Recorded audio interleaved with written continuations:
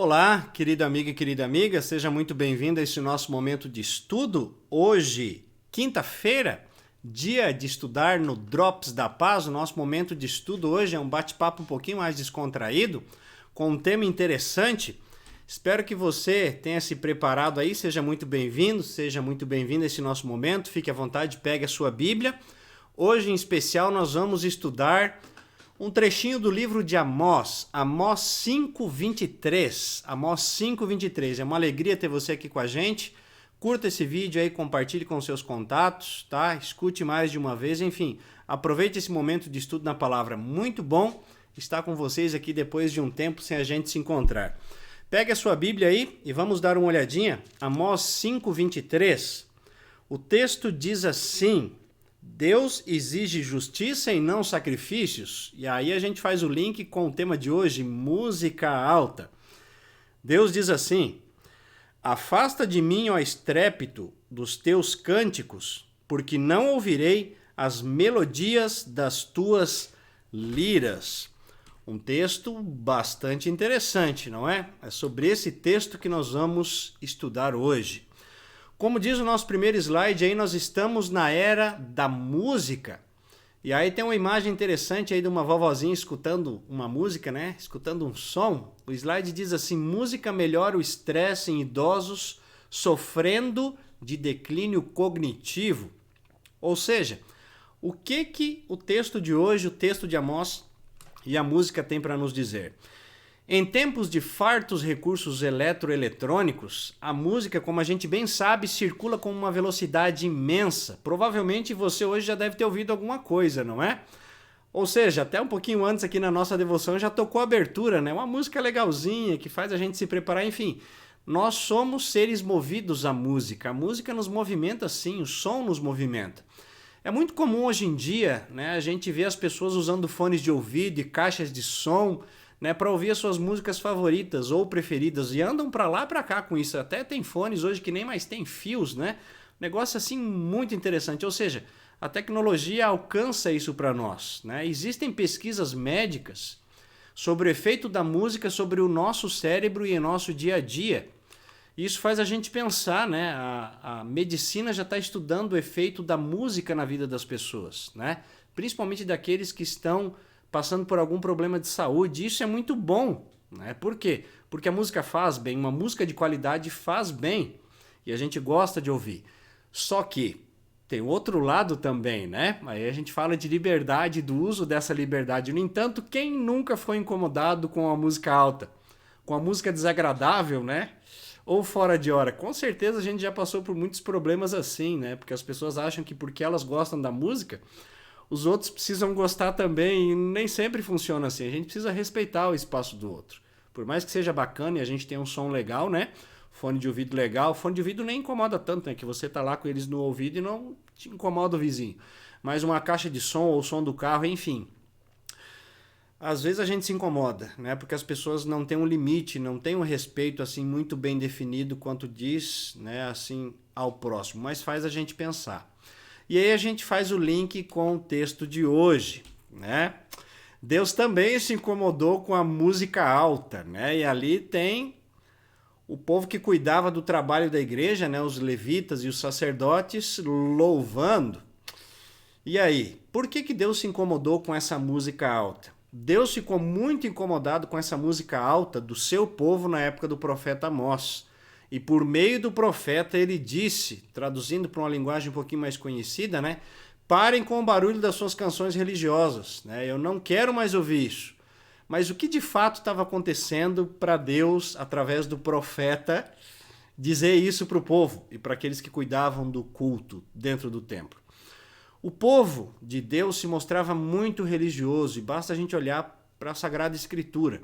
O templo estava sempre cheio, os sacerdotes tinham as agendas lotadas, ou seja, as músicas entoadas nos momentos de ajuntamento do povo, no momento de culto, eram ouvidas de longe. Interessante a gente trazer isso para os nossos dias hoje, né? Falando de grupo de louvor, de grupo coral nas nossas congregações, os levitas levavam o louvor muito a sério. Por quê? Porque o louvor conduz aquilo que Deus quer nos falar. A música também, querendo ou não, Não é só o pastor que prega final de semana na igreja. O grupo de louvor, o grupo de coral também faz isso. Quem cuida do som. Você já parou para pensar nisso?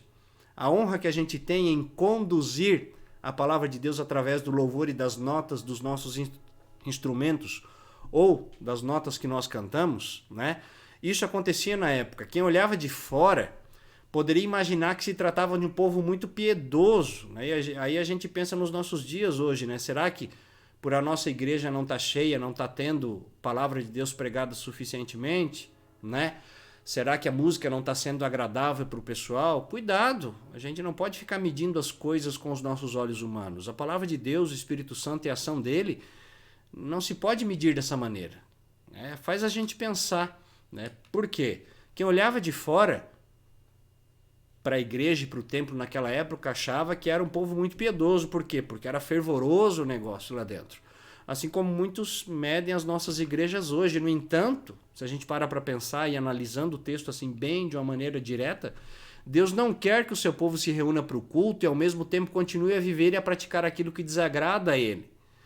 De nada adianta um culto maravilhoso, com uma música de qualidade, com a pregação ótima, centrada na palavra, se faltar humildade, piedade, honestidade, reverência, confiança de coração no Senhor. Isso no que diz respeito a todos que se reúnem final de semana dentro da igreja.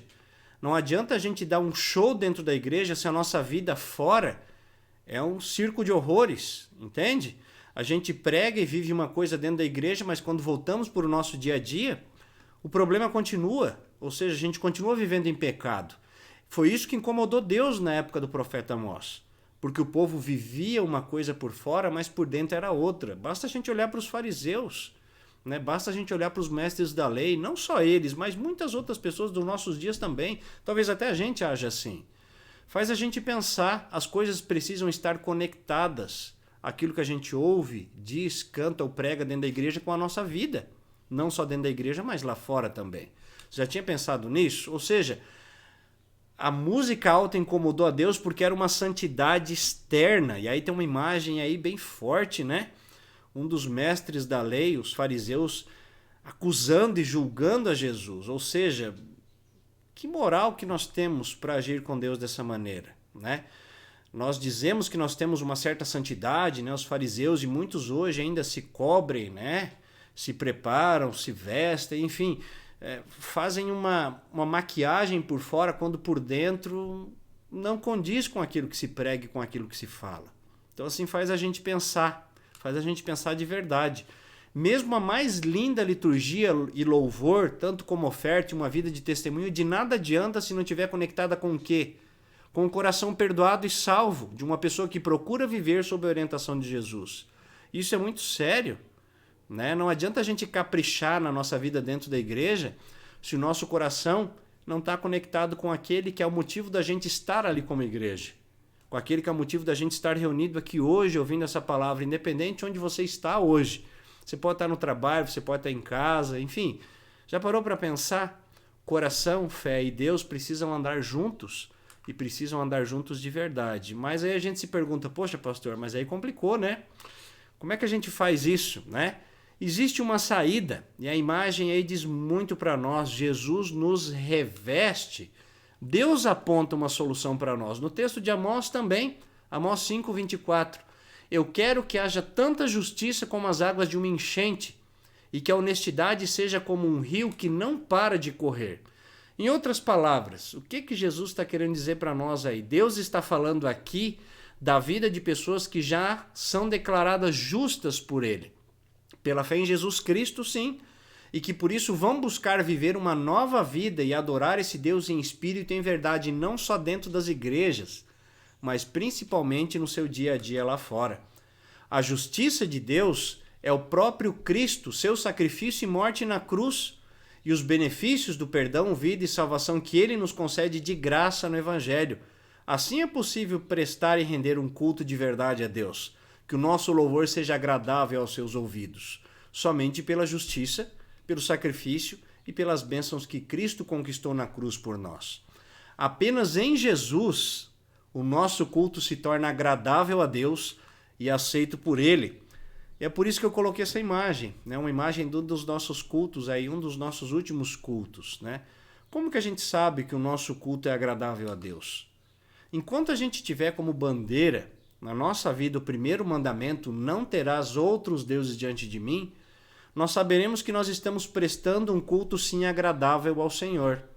Amós, querido irmão e querida irmã, nos ensina que a graça e a fé são a base verdadeira para uma adoração e um correto relacionamento com o Senhor. E o convite dele se mantém para mim, para você e para todo mundo. Mateus 11, 28. Anote aí. Vinde a mim, todos os que estáis cansados e sobrecarregados, e eu vos aliviarei. Aliviados, nós podemos louvar e viver de verdade, para a honra e glória do nosso Deus. Que palavra especial para nós no dia de hoje, não é? Guarde no seu coração e seja aroma suave, louvor diante de Deus e diante das pessoas que fazem parte da sua vida. Ok?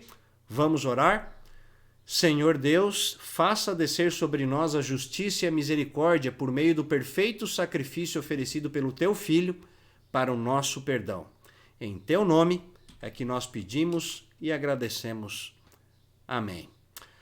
Ok, querido amigo e querida amiga, uma alegria imensa estar aqui com vocês hoje. Agradeço por você ter aberto as portas do seu lar e da sua vida e do seu coração para essa palavra hoje. Participe sempre com a gente, né? Aí tem todas as nossas mídias sociais, siga, compartilha, curta, enfim, para que essa palavra alcance mais corações. Se essa palavra foi útil para você e foi especial para você, compartilhe essa palavra com aqueles que você ama. Um grande e um carinhoso abraço do seu amigo e pastor Giovanni. Ótima semana para você e para os seus. Tchau, tchau.